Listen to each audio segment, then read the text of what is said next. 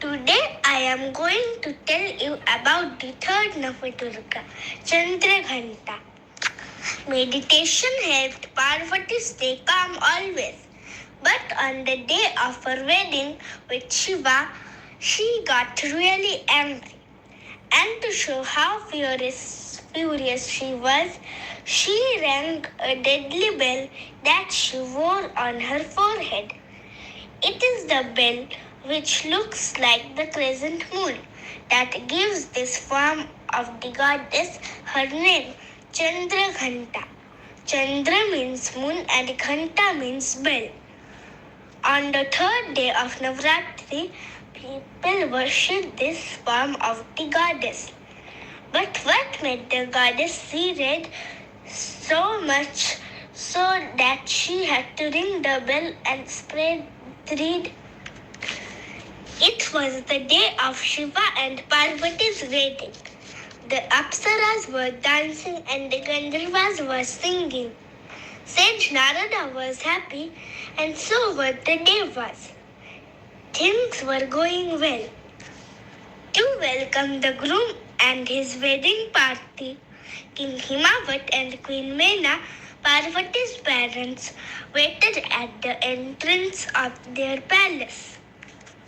It was a dark evening and yet, in the distance, Mena could see the silhouette of Shiva arriving with his followers. A strange glow surrounded the group. As they came closer, the queen was shocked. Her hands, which held a plateful of flowers, trembled. Is that him? Her voice quivered. Himavat too was taken aback by the way in which the future husband of their beloved daughter was dressed. Shiva had a smeared ash all over his body. His messy hair was turned into a high half-top knot.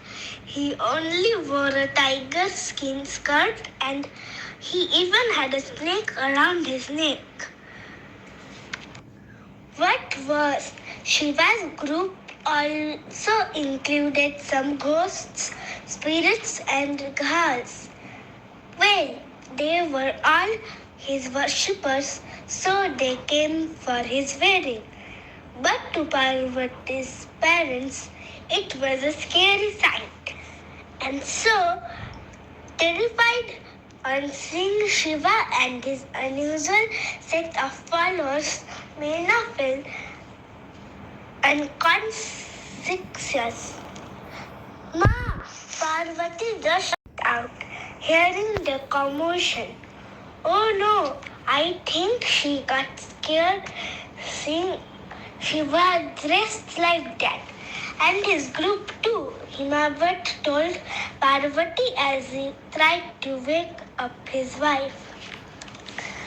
When she saw how Shiva had arrived at his own wedding, Parvati was enraged.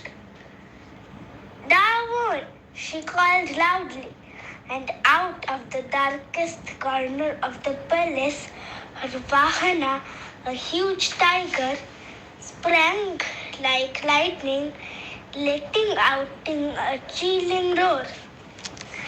Parvati then magically changed herself to match Shiva's look, with 10 hands, a third eye, and a crescent moon-shaped bell on her forehead.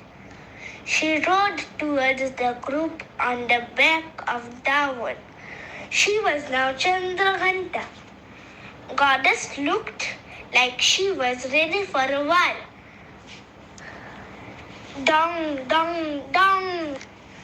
Aye, what's this ear-piercing sound? One of Shiva's followers cried, clapping his hands over his ears tightly.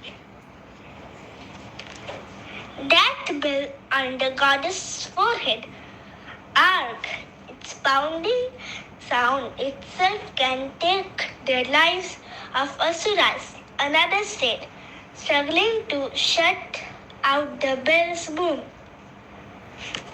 As Chandraghanta neared them, down road again. Shiva and his followers fell back. If you can look fearsome, so I can, Chandraghanta thundered, glaring at Shiva.